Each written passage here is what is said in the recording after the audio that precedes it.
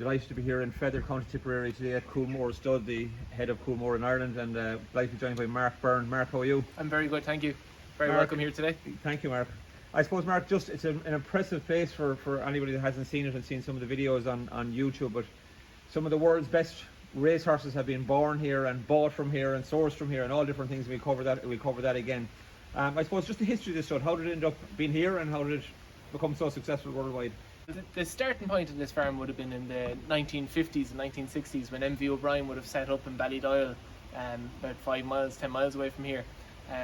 He would have started training national hunt horses initially, but moved into the flat, and after a number of years of doing that, he would have ended up setting up syndicates, and with the syndicates they had great success.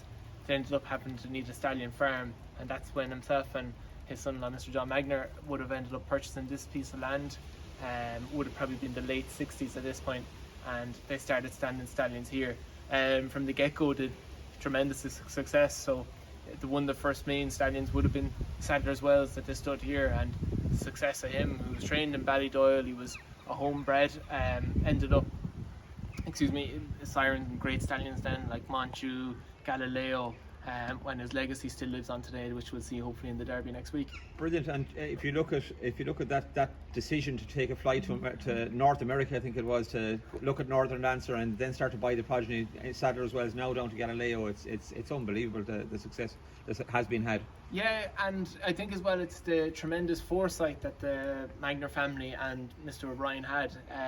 Even now you can see that, like, they've three stud farms in 3 continents, and they're all interlinked with stallions shutting across the world, and they've from Triple Crown winners in America going to Australia, and we've got Wootton Bassett here who's going down to Australia as well. So they're very world global thinkers, and that's reflective in the farm. As we look at the stallions in a few minutes, how many stallions would you have standing here now this season? There's 15 here in this farm here in Feathered, and then there's 10 more than in Cork and in Castlehyde Stud. Brilliant. And we see Australia, who many of the viewers would remember from being on the track, a fantastic racehorse and winning numerous top class races. If somebody has a mare, just for those who are looking in and they wish to use Australia as a stallion, how does the process work? The process starts by, you can contact us, usually by just picking up the phone or sending in an email. We'll have a chat, we'll invite you down to look at the stallions, see if it suits your mare physically. We'll have a look at the pedigree, and we'll probably, I suppose it's a consultation as much as anything. We'll work out the fee, and then the process comes of getting the mare ready for cover. With that, it's just it's a mixture between veterinary work and us liaising with the farms where the mare boards.